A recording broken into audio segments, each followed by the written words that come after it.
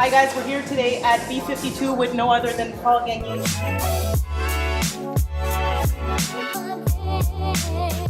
So Paul, tell us what you do, and the experience that you have with all of your athletes is really impressive. So tell us a little bit about your feedback for those that might not know who you are. I mean, I started 34 years ago, and I work with a lot of Olympic athletes. The Dufour-Lapointe sisters, they're silver and gold medalists, Justine and Chloe. They were the first 3 girls in the world in the history of FIS ski to do a podium. 1, 2, 3, 3 sisters. I've been working with the NHL players since I'm 22, and I'm fortunate to have tons of NHLers, and I started with them at a very young age, and this is very important as the posture. Yes. Because the younger I get them, the quicker I could reprogram their postural system. It's amazing. I mean, the results you get is very, very quick. The plasticity of their brain and their fascia is so malleable at that age that for me it's a huge advantage to start them young, and that's why I guess I do a good job. Most of the guys, I started with them at 14, 15, they're in their 30s and they're still around with me.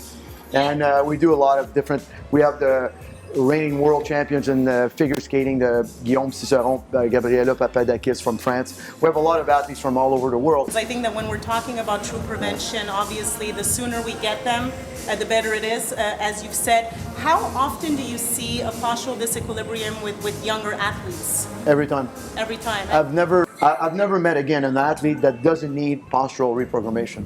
So in your opinion, every single athlete in every single sport would need to be reprogrammed? Well, it's even beyond my opinion. It's stats. It's in our knowledge. Yes. See, I always tell my athletes, don't believe me, know it. There's an old saying from de Montaigne said in the 1500s, what you believe the most is what you know the least. Posturology is a knowledge, has nothing to do for a belief or you think. It's been scientifically approved, and I've been using it again for the last like 20 something years, and I would not. The high price athletes I work with, and I mean, believe me, they're always looking for the edge, and for them and for me it was a game changer to understand how the brain works, what all the different receptors and all the body works.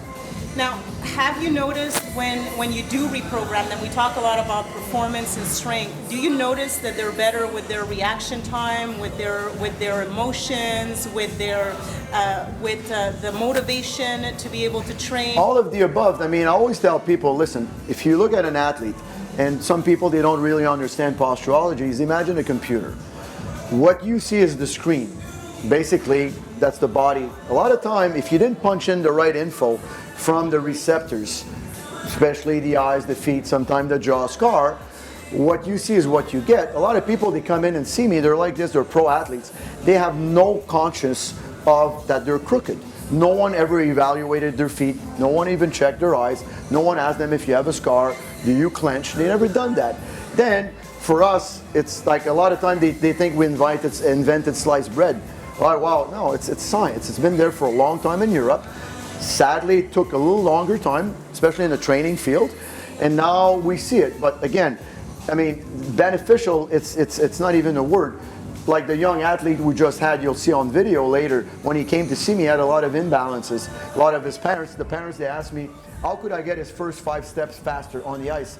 Says, we have to modify the foot. I have to check his eyes. I have to make sure that I reprogram his postural system without gaining strength directly. Automatically, when we do these tests in the gym, immediately we see an improvement. Why? They're more balanced.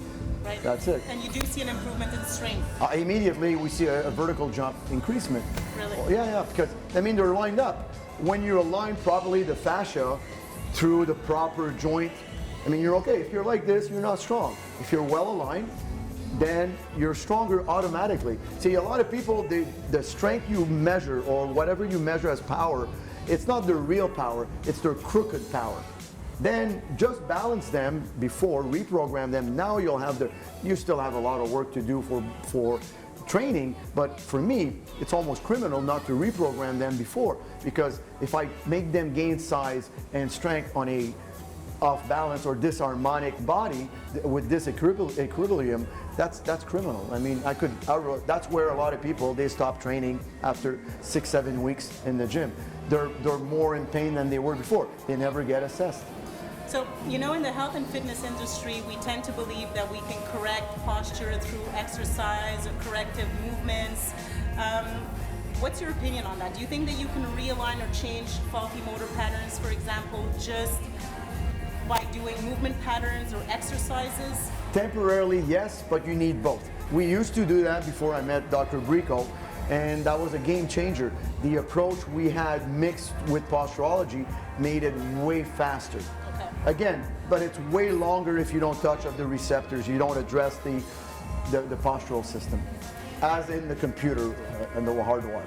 Now, we saw you working out with your training your younger athlete before. Can you tell us a little bit about that machine you were using? Well, it's called isoinertial. It's like a flywheel system, but the thing is that it creates timing. It trains timing.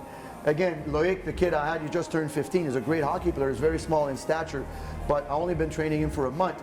And by using these devices, first, reprogramming his system, making sure all the receptors are well tuned up, activating the skin of the feet, the eyes too, and now he's able to perform on these apparatus. And believe me, it's not easy. I got NHLers that they get thrown because it's a knee-centric induced apparatus.